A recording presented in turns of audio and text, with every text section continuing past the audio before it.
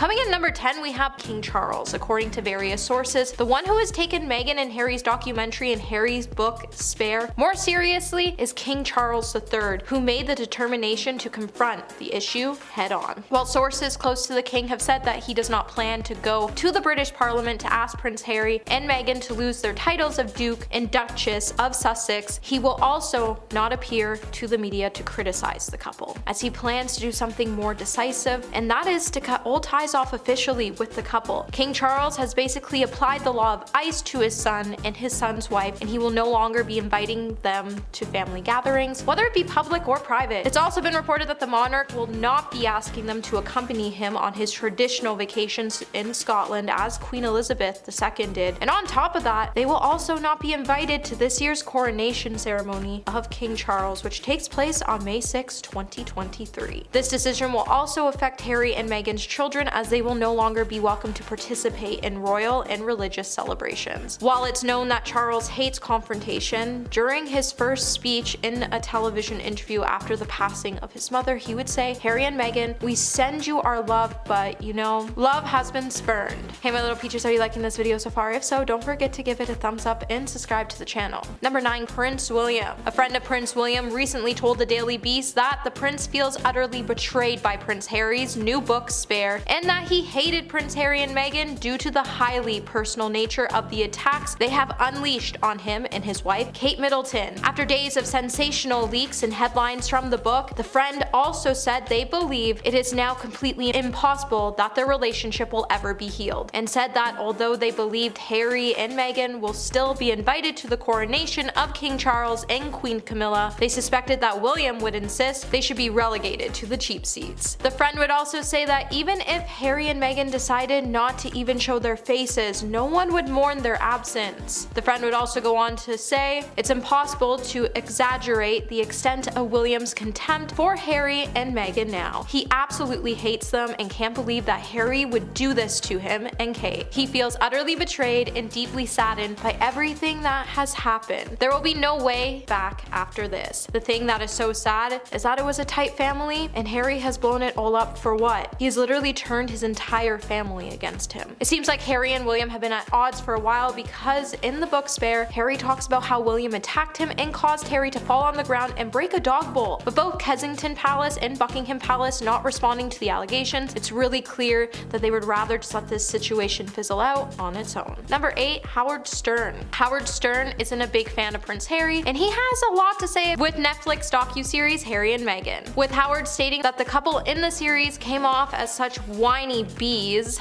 The radio show host on Sirius XM show would say, "I gotta tell you man, I just don't get it." And honestly, I'm with Howard on this one, because I don't get it either. Despite his criticism, Howard would state that he sympathizes with Harry over the loss of his mother, Princess Diana, as the palace treated her really poorly, and Harry lost her at such a young age after watching her battle with this hate. But he would also state, "But Jesus Christ, when those two, Harry and Meghan, start whining about wah wah wah wah, they don't like me, and Meghan wants to be loved in this country, it's just weird to see two people who keep screaming, we wanted our privacy, we wanted the press to leave us alone, and then what is their special that they put on Netflix, showing you them and their kids and their life?" Howard would then note that the docuseries was like the Kardashians, except it was pretty boring to watch. Howard would then also take time to throw a jab at Harry's relationship by saying, "I think he's eventually not gonna dig her, I'm telling you." Number 7, Bethany Frankel. Bethany Frankel's legit rant included the suggestion that Harry and Meghan should make a documentary about women's issues and racism instead of retelling their story about the royal family, and she also didn't hold back when it came to sharing her thoughts on Prince Harry's new memoir, as she thinks the Duke of Sussex has taken it a step too far. Bethany said, "It's too late to change the name of Harry's book to Dirty Harry Laundry. I mean, if I had a nickel for every person who had a throwdown with a family member, brother, it's crazy. How much more?" In a video, the former Real House of New York City star went on to suggests that a better name for the book would be her own Bravo catchphrase, mentioning it all, while predicting how intimate Harry and Meghan were going to get about their lives in the future. Bethany would also go on to ask what the couple's overall goal was to achieve. As they have money, they're getting the attention they didn't want, but at the same time, they're getting the attention they did want. She would also note that if they wanted to tackle women's issues and racism, they should have made a docuseries about that, but it seems like the biggest topic Harry and Meghan can't stop talking about is their family. It seems like her biggest problem is that Harry keeps trying to get sympathy for Meghan, but the way he and Meghan are going about it is just achieving opposite results. Number 6, Kate Middleton. Kate Middleton has been completely silent about Prince Harry and Meghan Markle's Netflix documentary, but apparently she's pretty hurt and feels betrayed. An inside source has confirmed that Kate's husband, William, isn't planning to give his side of the story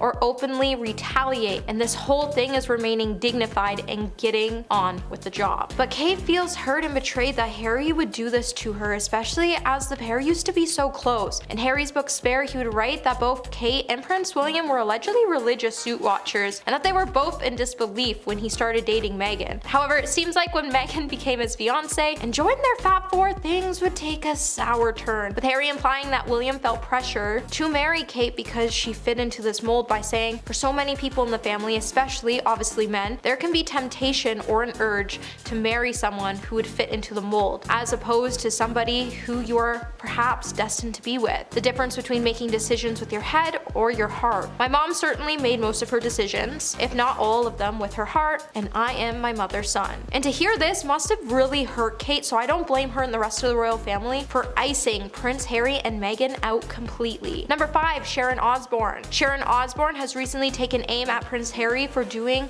a terrible thing by cutting his 3-year-old son and 1-year-old daughter off from the rest of their family. On an episode of Talk TV, the outspoken media personality and her panel discussed the trailers of Harry's bombshell TV interviews, which aired in the US and the UK on Sunday. During the debate, Sharon would say it was such an ugly situation for the children whose ties with the extended family have been cut because of Meghan and Harry's rift with the royal family. Sharon would go on to note it's finally enough, as families argue all the time. And there is nothing like a good old family bust up and then you get back together again. It's normal. But what's not normal is Harry's children, as they will now be forced to grow up with no family, not on his wife's side or his side, and that's a terrible thing for children. Sharon would then claim that the time is now turning against Harry and Meghan in the United States, and it seems like only the younger generation is continuing to support them by saying, I think older generations have definitely had it up to here with their whining. Number 4, Jeremy Clarkson. Former Top Gear host Jeremy Clarkson has never been more sensitive of souls. The TV personality has built a career of offending pretty much every minority group, so it wasn't really surprising that he didn't think much of Prince Harry, barring his soul in his docu-series in 2021. Jeremy would say, this man is an army officer, so he should know better than to make a program in which he waxes lyrical about the awfulness of his upbringing. Jeremy would then add, the me you can't see is wit, and it should really be called the me you don't want to see, as that's nearer to the mark. He then put forward the theory that spoiled brats will end up overshadowing those individuals who seriously need help with their mental health. Jeremy would then claim that Harry's stiff upper lip approach has to work wonders. It's clear that Jeremy thinks Harry should know better than to complain about his upbringing, and Harry also calling out Jeremy for inciting violence towards women in cruel columns in The Sun, dreaming of Meghan shame parade. It's clear that the two have a mutual hate towards each other, and it's clear that Jeremy also didn't like the docu-series, as he took to his column in The Sun and wished Meghan was treated like dirt. And while he did take to Twitter to apologize for his clumsy reference, he wouldn't apologize to Harry and Meghan. We'll probably never see that. Number 3, we have Candace Owens. Conservative commentator Candace Owens has never been one to mince her words, so it wasn't really unexpected that she would deliver one of the most scathing responses to Prince Harry and Meghan Markle's talk with Oprah Winfrey. After watching the interview, Candace would put forward this theory that Harry was in an emotionally abusive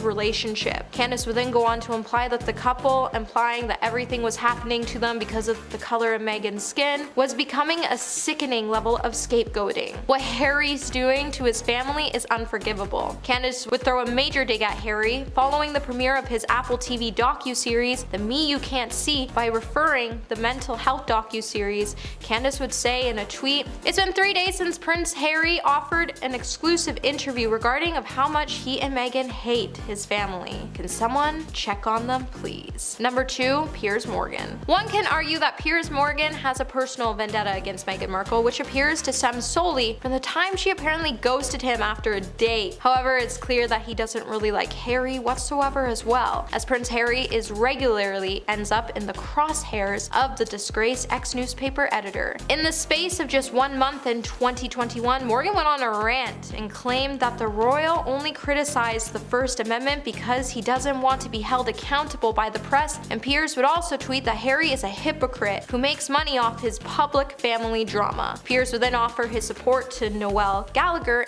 in his anti-Harry tirade. Of course, Morgan has also had plenty of time to weigh in on the Sussexes in general, since he walked away from his hosting gig on TV show Good Morning Britain Live after a fellow presenter challenged his constant harassment of Markle. However, after walking away, it's only given him more freedom to support his dislike towards both Harry and Meghan, and some of the things he said proves that he doesn't just have a personal vendetta towards Meghan, he hates both of the royals. At number 1 today, we have Noel Gallagher. During the peak of Britpop era, Noel Gallagher was deemed by many, including Prime Minister Tony Blair, to be the voice of his generation. Indeed, even if you weren't a fan of the Oasis Beatle aping indie rock, you could always appreciate a snappy one-liner from their guitarist Noel Gallagher. But a quarter century on, and Noel is in danger of sounding like the kind of person he used to rally against. In a 2021 interview with The Sun, Noel would describe Prince Harry as an effing woke snowflake in response to his criticism of the royal family, and referencing his own sibling rivalry with Liam Gallagher. Noel would admit that he sympathizes with Prince William, as he has a younger brother who is running his mouth off with things that are just really unnecessary to say, and that's why Noel finds himself being a lot like William. Noel has never been afraid to take a good jab at Meghan as well, as he would also say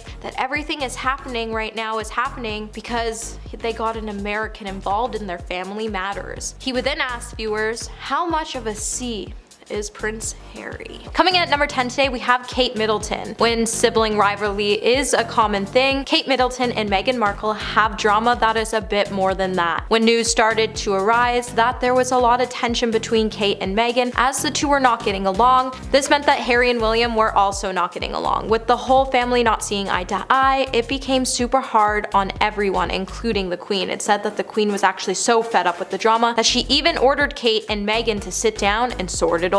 With Kate feeling like Meghan was using her to climb the royal ladder, Kate would even use this time to state that she was very suspicious of Meghan and that she had no interest in becoming Meghan's friend. Soon the media would even start to state that Meghan made Kate cry on her wedding day. Although Kate would end up sending Meghan flowers to apologize, Kate still didn't want to have an opportunity to become close to the actress. It said that Kate was really hesitant about pursuing a friendship with Meghan when they first met, as Kate is a very private person and she likes to keep things that way. While Kate tends to keep a really tight circle, she doesn't let a lot of people in, and she's always felt like there was something extremely off with Meghan. While the tension between the two has become more tense, the royal family, including Kate, have decided to cut Meghan and Harry out for continuing to spread lies about the royal family in an attempt to tarnish their legacy. At number 9, Piers Morgan. The feud between Piers Morgan and Meghan Markle tends to get pretty nasty at times. While Piers has stated over and over since the beginning that Meghan was a liar and that we shouldn't dive too deep into her story, we probably should have listened to him. Piers' relationship with Meghan began back in 2015 when the actress apparently messaged Piers after he had followed some of her Suits castmates. While Meghan went on to claim that she was a big fan of him in the beginning, I think it's safe to say that she probably isn't a big fan now. When things rapidly started to disintegrate between the two after Meghan became a household name thanks to her romance with Prince Harry, it seems like their feud first started to boil over Meghan's first message to him. In 2017, 2016, after Piers and Meghan had been in constant communication with each other, when Meghan went to a private members club where she met Prince Harry, Piers would then never hear from Meghan again. So it's clear that her relationship with Piers was only for clickbait so she could get some views. However, when Harry came around, she realized that she could get everything she wanted before Piers could give it to her, and essentially she left Piers behind. As soon as it was announced that Meghan was dating Harry, that's when his first dig towards Meghan came public, and since he's continued to mock her and call her out on her behavior. Now, we have seen dozens of people get ghosted by Meghan when she sees that their relationship isn't getting her anywhere in the spotlight, as we've seen her do it to her friends, her ex-husband, and almost all of her family. Hey Peaches, are you liking this video so far? If so, don't forget to give it a thumbs up and subscribe to the channel. Coming in at number 8, we have Wendy Williams. It's no lie that Wendy Williams loves talking about celebrity gossips. While hosting the Wendy Williams show back in 2021, she didn't shy away from her true thoughts about Meghan Markle when Meghan and Harry made the decision to leave the royal family. Now, after Wendy watched the groundbreaking interview Meghan and Harry had with Oprah, she would cast her own doubts about Meghan and claim that her friends actually tried to warn Meghan not to marry Prince Harry because the media probably wouldn't be too kind to her, as they're not really kind to any of the royal family. With Wendy claiming that Meghan weaseled her way into the kingdom before leaving the United Kingdom for Los Angeles, with Wendy claiming that Meghan was lying about her story, Wendy would then claim that Meghan should have listened to her friends instead of pretending not to get it when her friends warned her about the British media's fixation on the royals. Wendy would also state that Meghan knew what she was getting herself into when she joined the royal family and that no one really has sympathy for her. Wendy would then try to claim that Meghan knew what she was doing because no one knew her when she was on Suits, and Wendy only knew her prior to becoming a royal because she wanted to be a runway model for her company and came in for an interview. Coming in number 7, we have Cory Vitiello. So it appears that Meghan Markle was still living with Canadian society chef Cory Vitiello when she went on her first date with Prince Harry. In a recently published biography, Tom Bauer would then claim that Meghan was still living with Cory when she set up a date with Prince Harry in London back in 2016. Tom would write that the romantic relationship between Cory and Meghan was hanging on by a thread before she left for Europe in the summer of 2016, yet both were still having troubles with discussing on how their relationship would end. With Cory still living in the couple's house while Meghan left for the United Kingdom, he had no idea that their relationship was completely doomed. The two first met when Meghan was eating at his restaurant with Suits cast, and Meghan even gushed over Cory in a review in The Take where she dubbed Cory as her favorite chef. When their relationship had finally run its course, instead of breaking things off with Cory, she went to England to seek a new romance. While in England, Meghan would then be set up on a date with Harry by a friend. And then, when Harry came to visit Meghan in Toronto, Cory would realize that the relationship was officially over and Meghan's cruel and sensitive soul would be revealed to the world. Coming in at number 6, we have Trevor Engelson. If anyone knows the true colors of Meghan Markle, then it would be her ex-husband Trevor Engelson. Trevor, who is a producer, has kept it pretty tight-lipped when it comes to talking about Meghan. However, when royal biographer Andrew Morton released a book on Meghan called Meghan, a Hollywood Princess, the book would dive into the idea that Trevor actually had a lot to say about Meghan. He was actually just waiting for someone to believe his side of the story. According to Andrew, Trevor actually dislikes Meghan. When Trevor and Meghan first got married, everything was fine. However, after she started to rise to fame, she would begin to treat Trevor like the dirt under her shoe. And if this isn't giving you any red flags, then maybe I should bring up the fact that the palace staff has also said that once Meghan moved in, she also treated them like the dirt under her shoe. Trevor felt elevated in their marriage at first. He didn't really think anything was going wrong. However, things finally ended and it would leave behind a never-ending cold fury towards Meghan. With Meghan once claiming that she couldn't imagine her life without Trevor, she would then mail him back his wedding ring instead of breaking things off in person, and she would then come to the house to collect her blender. And it said that Meghan initially just called things off because he refused to cast her in any of his shows. Number 5, Erin Foster. Erin Foster finds Meghan Markle a spoiled brat who has it all. Now, Erin is a comedian, performer, and writer who is known for her history of putting several celebrities on blast, including Meghan. In the months of November 2017, Erin would come for Meghan when she posted a photo of Meghan from her days on the game show Deal or No Deal. And she captioned the photo as "Never never forget. Later on, she would then post another picture of Meghan where it would show Meghan with a briefcase from the same show. Erin would then proceed to caption the photo with an even more rude caption that read, "This briefcase is filled with my plans to become famous." It's no secret that Erin considers Meghan to be nothing more than a fame-hungry social climber, and with everything that's been going on lately, it proves that Meghan is definitely someone who played her cards right to get everything she ever wanted. And now that she has it, Erin isn't scared to call her out on it. While the whole world at first criticized Erin for posting the picture, they should have been looking at the facts that Meghan knew exactly what she was getting herself into. And number 4, Chrissy Swan. Australian TV personality and author Chrissy Swan has hated Meghan since the beginning, and following the news on the royal engagement between Prince Harry and Meghan, the radio host wrote on Facebook, "For some reason, I still haven't warmed to her. It's her manner. She looks like she's performing to me.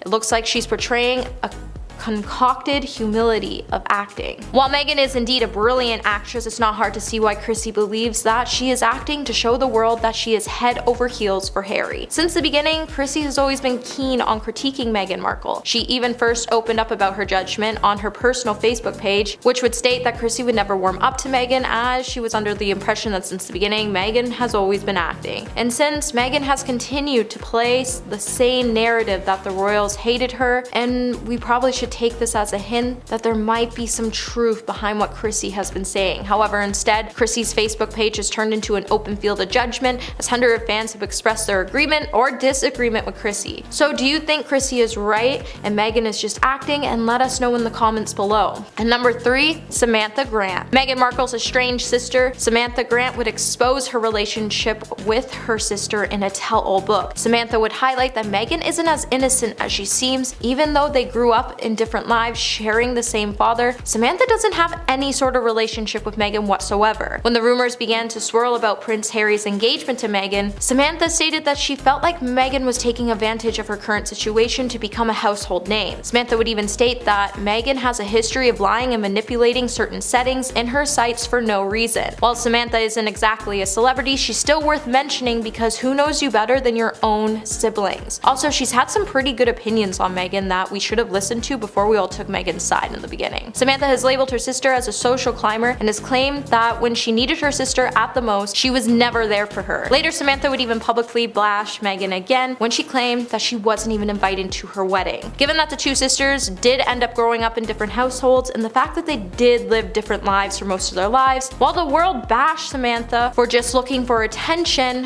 when she came out with her story, however, given that we've seen Meghan do a complete 180 in years to come after Samantha's comments, it's safe to say that she wasn't just using Meghan's name for clickbait. Number 2, Katy Hopkins. It's no secret that Katy Hopkins hates Meghan Markle, as she's been scrutinizing every one of Meghan's moves since the beginning. When the scandal of Meghan and Harry first started to make headlines, Katy would hop on the trend and she would share a shocking media rant with the world. The Daily Mail writer and media personality made it really clear that she has no respect for someone like Meghan Markle, with Katy finding her move to leave the royal family distasteful. She would even bash Meghan for being addicted to Instagram. Katy has also been very vocal when it comes to labeling Meghan as an American Kate Middleton and a budget Princess Diana with an Oscar-winning innocent face. Katy was also furious when Prince Harry pleaded to the media to respect his girlfriend's privacy, as Katy would say in her social media rant that if you don't want Miss Sparkle trolled on social media, advise her to stay away from posting pictures of bananas spooning on her Instagram account. Katy's rant would also include her wishing that Meghan and Harry would end up losing their royal titles. She feels like Meghan's relationship is coming off as a desperate to be a celebrity move. And coming in at number 1 today, we have Daniel Radcliffe. Now, Daniel Radcliffe doesn't just have a distaste for Meghan Markle, but he honestly just hates the whole royal family altogether. Daniel has never been afraid to confess that he doesn't agree with the whole country's appreciation for the royal family. Even though he is a patriot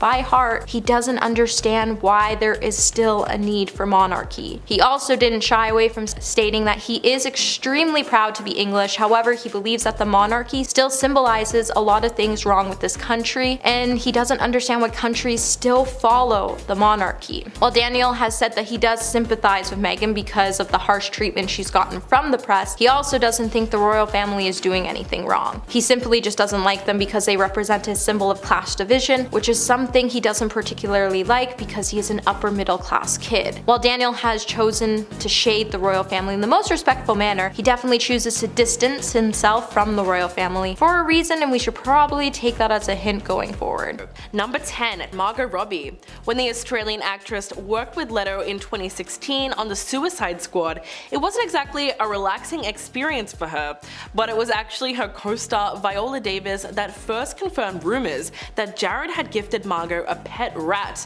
on the set of the movie, and spoke about the incident to British Vogue. Quote, "I was saying loudly, 'Don't open the box.' I was halfway out the door when Margot opened the box and saw the biggest black rat you could imagine." Reports at the time suggested that Leto dished out the bizarre gift as a part of his attempts to channel the famously deranged Joker character. He has since denied the story and instead claimed that he gifted Margot with some sweet treats. He told GQ, quote, "It's also interesting how this stuff takes on a life of its own, but I never gave Margot Robbie a dead rat. That's just not true." But even Margot confirmed that she had been given the rat in an interview with Jimmy Fallon. "At first I thought this was disgusting, but then after that I was like, I'm not gonna kill him." So I ended up keeping him as a pet. Despite the fact that she eventually warmed to the rat, it's easy to see why she wouldn't be jumping to do another movie with Leto after his crazy antics. Number 9. Taylor Swift. Jared Leto caught some heat when TMZ leaked a video of him and his band 30 Seconds to Mars listening to Taylor Swift's 1989 and saying how they really felt about it. Jared was caught saying, "F her, I don't give an F about her, it's whatever works best for us." Swift's fans were obviously not too happy with what was said, and Jared received some pretty intense backlash from recording, so much so that he eventually was forced to issue a formal apology. The truth is that I think Taylor Swift is amazing and an incredible example of what's possible. If I hurt her or my fans, my sincerest apologies. The whole thing was pretty awkward. Number 8. Robert Pattinson. While it's true that every actor has their own process to get ready for a role, method acting often goes into uncomfortable territory, and even Robert Pattinson believes there's such a thing as going too far. Quote, "I always say about people who do method acting, you only ever see people do method when they're playing a-holes. You never see someone being lovely to everyone while they're really deep into a character." While he didn't reference Leto specifically, his comments certainly created some tension between the two DC actors, as Jared is known for his reliance on method acting, especially for his role as the Joker, when he took it to the extreme. In fact, he took his role so seriously that he didn't even speak to his co-star Will Smith outside of filming for their parts, as a way to connect with his character. Leto would also send wildly inappropriate gifts to his co-stars, such as dead animals, objects that are meant to be used in the bedroom, and items that seem highly contaminated, all in the name of creating a dynamic. Jared himself tried to justify this on set behavior by saying that the Joker is somebody who doesn't really respect things like personal space or boundaries. But what was the point of disturbing his co-stars to such a degree when the movie was a critical flop anyway? Number 7. Lindsay Lohan. This one is really strange, but it turns out that the star of Mean Girls is not exactly a fan of Jared Leto. When it was announced that Jared was set to play the Joker, there were some pictures of his character that were released ahead of the film. According to Contact Music, Lindsay took to Instagram and posted a picture of Jared Leto as the Joker, right next to a picture of the Crow played by Brandon Lee, with the caption, "Who wore it better?" She then posted a question that seemed directed right at Jared, which said, "Who based his whole music and film career on the film The Crow?" Lindsay then went on to condemn the Suicide Squad film as a whole, commenting that a Suicide Squad film is not helping the world but hurting people. Anger is not the answer for peace. Although she would eventually delete the post, she made it pretty clear that she feels Jared somehow ripped off Brandon Lee's aesthetic and copied his film career. We're talking, of course, about Bruce Lee's son, who tragically died in an accident involving firearms on set. He was only 28 years old at the time and was beginning his acting career. Although it was a bizarre accusation, neither Jared Leto nor anyone involved in the movie seemed to respond to Lindsay, which was probably for the best. Number 6. Dylan Sprouse. In 2018, the then 25-year-old actor slammed Jared Leto for allegedly sliding into several young models' direct messages on Twitter. Sprouse directed the tweet at Jared's creepy behavior and questioned his success rate with young models. He wrote, "Yo, Jared Leto, now that you've slid into the DMs of every female model aged 18 to 25, what would you say your success rate is? As you would have predicted, the tweet totally blew up and many people were happy that he was finally getting called out. While it's unclear what incident prompted Dylan's message, the 30 Seconds to Mars frontman did not seem up to the challenge of responding.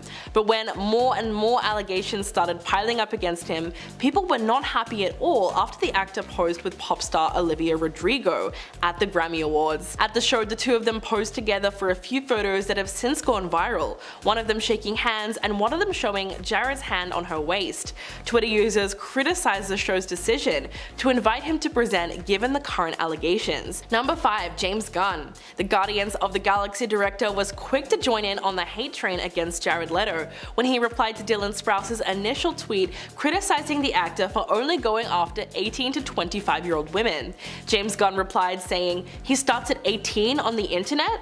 Although his tweet has since been deleted, many users managed to grab a screenshot beforehand, and notes that this was not the first time James had tried speaking up about Jared's predatory behavior either. In fact, in June of 2015, the director reportedly did a live stream on the video app Periscope, in which he made similar remarks about the actor's habits of sleeping with people that are underage. And in 2012, he tweeted, "Driving home from Vegas trading stories about what a D Jared Leto is." He later deleted this as well, but it's become very clear that he does not think highly of the actor at all, and genuinely believes that he is a creep, which might be the reason why he never considered reprising the Joker for the Suicide Squad. Jared's take on the DC villain was introduced in David Ayer's Suicide Squad in 2016, but he failed to make the cut in James Gunn's sequel because, according to the director, quote, "I just don't know why the Joker would be in the Suicide Squad. He wouldn't be helpful in that type of war situation," which does make a certain sense. Number 4. Will Smith. Playing Deadshot in 2016's Suicide Squad really gave Will Smith an opportunity to make friends with the entire cast over the course of the 6 months that the film was shot. But when it came to Jared Leto, Will Smith said that he never met him on set. Instead, all he got was the Joker. Will told Beats One radio show, quote, "We worked together for 6 months and we've never exchanged a word outside of action and cut. We've never said hello, we've never said good day. I've only ever spoken to him as Deadshot and him as the Joker. I literally have not met him yet. Not a single word exchanged off camera. He was all in on the Joker." But 6 months of filming sounds grueling on its own, which is why Will allegedly wasn't happy putting up with Jared's inappropriate pranks on set. All in all, it sounded like it was just another case of Jared's method acting gone way too far. Number 3. Joel Kinnaman. During a press tour, the actor was asked about his thoughts on 2019's Joker, and that's when he decided to throw some shade at Jared Leto. Joel Kinnaman quickly aired his thoughts on Leto's performance. As the clown prince of crime before raving about Joaquin Phoenix's takeover. When asked if making the new Joker film was cheating on Jared, he bluntly replied, "No? Who?" He then went on to praise the new Joker film instead, saying, "Joaquin just crushed it. I mean, wow, he's incredible. He's such an actor." It's surprising to see something that has that kind of performance that has a DC wraparound because it's a real art film. I think he's really one of the best of all time. Joel Kinnaman, who played Rick Flag in David Ayer's original Suicide Squad, also seemed to favor the second film, the one that didn't include Jared Leto. Quote, "When I saw the film completed, I felt, yeah, this was what the first film set out to do." It really does make sense that he feels this way though, considering that the first movie was universally hated and torn apart by critics, whereas its sequel has received almost universally positive reviews and achieved a 97% on Rotten Tomatoes.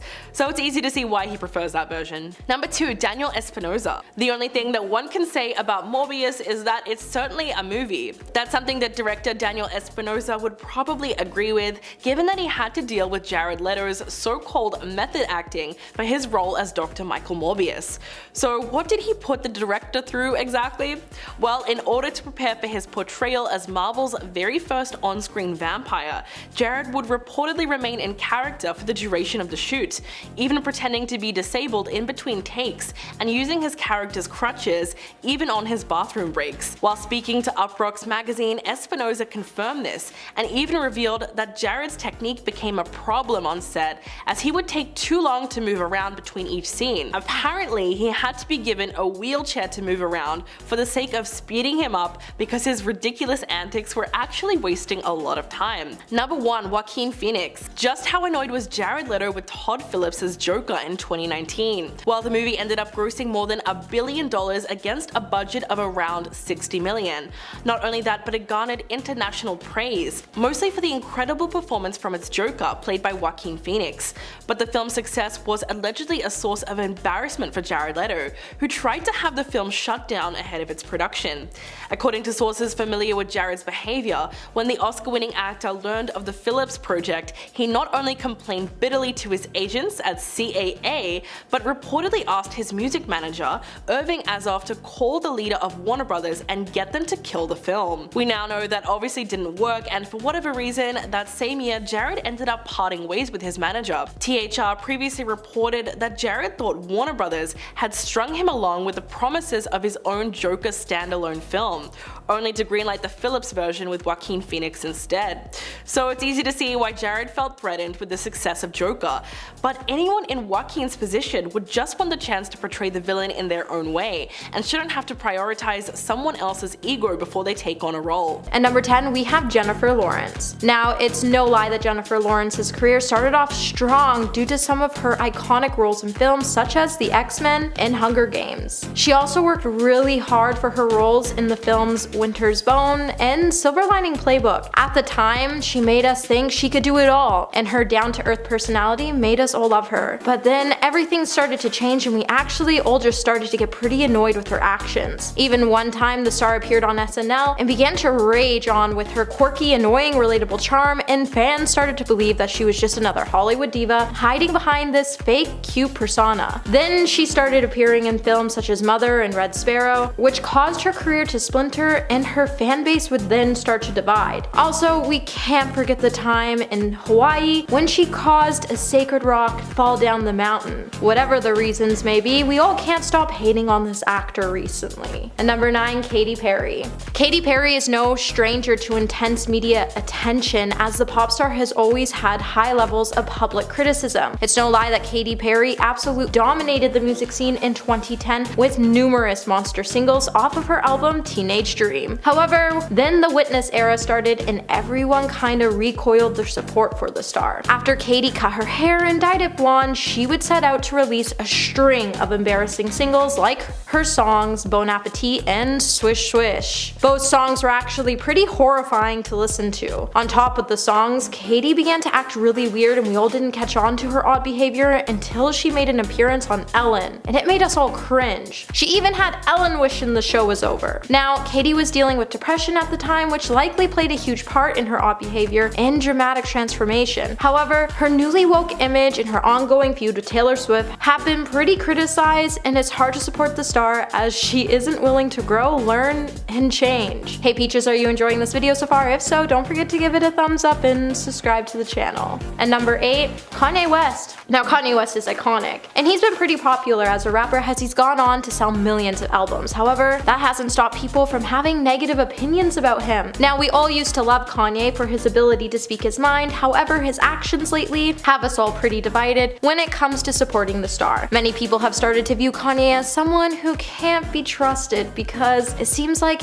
everything lately seems to set the rapper off, and he's been saying a lot of controversial things that make us all just shake our heads. Kanye has been making it into headlines for the wrong reasons, and it has us all questioning why he would try to achieve fame with such meaningless and hurtful statements. I think we can all agree we miss the old Kanye. And number 7, James Charles. James Charles rose to fame quickly when he became the first male CoverGirl spokesperson at the age of 16. However, following a feud with fellow beauty blogger Tati Westbrook, James's following would fall from 16 million to 13 million followers. The drama over James promoting Sugar Bear hair vitamins, which is a direct competitor to Tati's hair supplement company Halo Beauty, would cause both stars to cut ties with each other, and Tati would then come for James and would start to expose a list of his bad behaviors. James's behavior online to be successful and adored by thousands had covered up a dark layer of his true personality, and after Tati exposed him, he only seemed to spiral more out of control, which made us all unfollow the star as we could no longer ignore the red flags he was sending us. And number 6, Jeffree Star.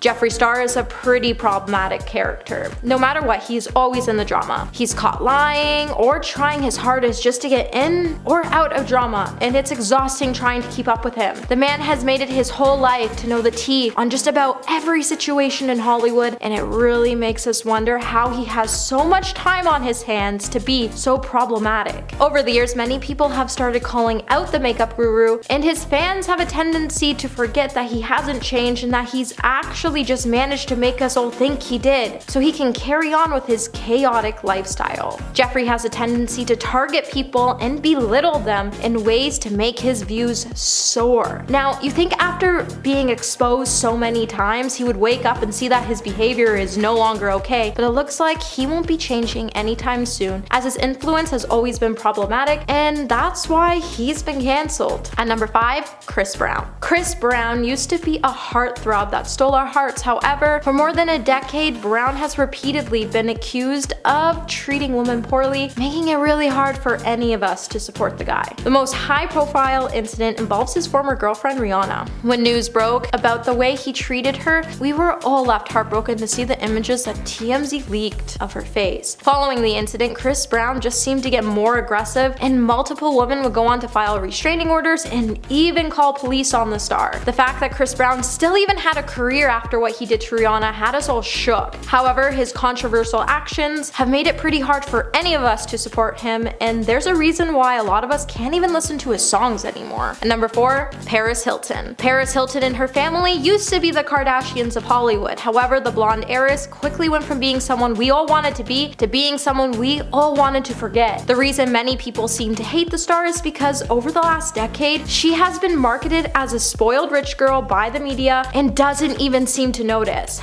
She hasn't really been working, and she's been using her connections to live out this teenage dream even though she's no longer a teenager. If she would just live a quiet life and be unproblematic, people might actually start to like her again. She keeps trying to ruin people's dreams and hopes by incorporating the idea that if you want to make it, you need to have rich parents, which isn't true at all. She's made it pretty hard to actually support her, and her image not only hurts herself, but it hurts her family as well. At number 3, Nicki Minaj. Okay, we all used to be huge Nicki Minaj fans because she made all of our Barbie dreams come true. Being one of the most successful female rappers, we all used to sit in our basements and scream out her lyrics, especially when it came to her song Super Bass. However, over the last decade, the star has been pretty problematic, and it really made us question her true motives. It seems like if you're a rapper entering into the industry under Nicki, you better watch out, because it seems like she comes for everyone in an attempt to block them from reaching the top. Just take her feud with Cardi B for an example. These two women had the chance to become a powerful duo. However, Nicki felt threatened that another female was climbing the ranks faster than she ever could, and she decided to come for Cardi in a chance to snub her rise. Who can forget the time Cardi threw her shoe at Minaj? It was just one of those moments we knew that we could no longer trust the rapper, as she was no longer real, and she proved that she was really unsupportive towards other females entering into the industry, which was really sad to see. And number 2, Rebecca Black. Rebecca Black was cute until she released her single Friday in 2011. After that, we all started to dislike her for having the most horrendous song stuck in our heads. I swear, even to this day, when I hear the word Friday, all my brain can think of it's Friday, I'm gonna get down on a Friday. And if you haven't heard the song, take my advice,